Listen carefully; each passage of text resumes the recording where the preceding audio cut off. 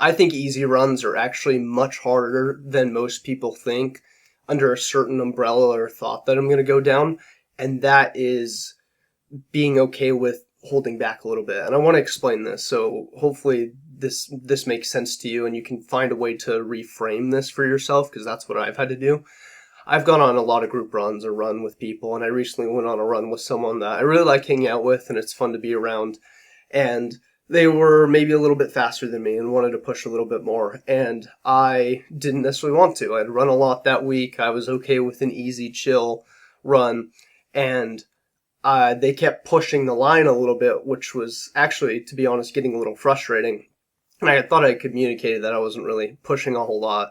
And so anyways, long story short, I just took away from that like I want to not run on specific runs when I'm going to take it easy, or I want to go solo opposed to with a group run, because naturally when you're with someone, you can kind of push each other, even if it's not intentional or you're just having a good time. It's like you're running different paces or have different ideas about how the run is going to go.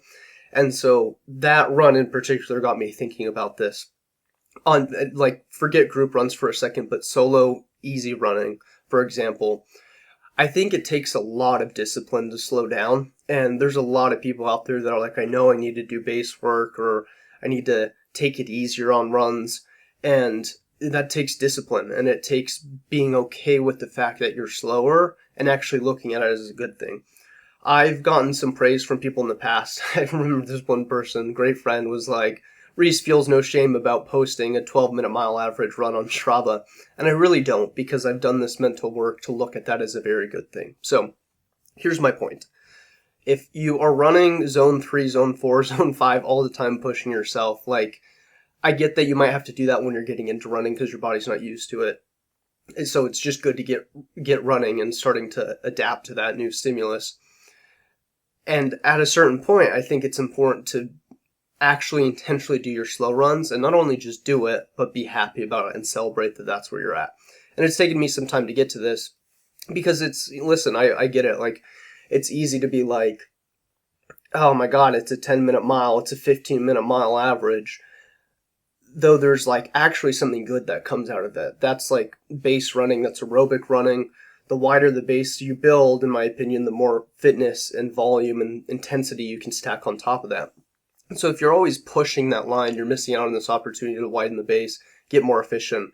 And I would argue you're at an increased risk of injury if your heart rate's always like 170 or 160, and you're going to have to recover from all of those, and that's harder. Where I can have several zone 2 runs in a day, or easy runs, and it feels like I've done nothing, but that's still stimulus and that's still fitness, and I'm still training, running, and building a good aerobic base. And so I think why easy runs are harder than a lot of people think, because it's literally called easy run, right? So how could that be hard? What's hard about it is the mental comparison, or feeling like you should be faster, disappointed that it was a 13-minute mile average opposed to an 8-minute mile average, like you can run. And the point I'm trying to get across in this video is that you actually look at those slower runs as benefit and actually good. And if they were all hard or fast, that could potentially be harmful. And so it's all individual based, and maybe you're trying to push yourself and do some like multiple tempo days in a row, or whatever, you're mentally trying to grow. I've done that. My point is, you should look at those easy runs and that lower heart rate as a good thing, as progress. I think those should be celebrated just as much as those speed workouts. I know running fast might be more fun. I've come to find running fast and running easy, or running zone 2 versus zone 4 and 5, to be both equally valuable and worth it and helpful in their own rights, because you're training different things. And so I think if you can come to a place like I have, where if it's a 10-mile run, but I average 12-minute miles, my heart rate's under 140 beats the whole time, that was good for me. I still got out there. I still got to enjoy the sport for what it is. I got to train more of that base work opposed to that speed work. And then when I come around to my speed days, that's also great too, and those are celebrated. I just think it's easy to get into this like, well, that was slow, or other people's easy runs or fast runs even are faster than what I'm running. Ultimately, I love running, and I love it for me, and it took some time to get there. and hopefully you can come to a place where you celebrate those easy runs. And so now when I celebrate them, it's easier to do easy runs. Sure, it might take more time, or you have to plan out 90 minutes instead of 70 minutes or 60 minutes if you're going to slow down. It's just worth it. And I think that's a big part of why I've had success with running, is I don't feel shame in posting 12-minute mile average runs because it's easy running. And it can be hard individually because you want to go faster or you're comparing yourself.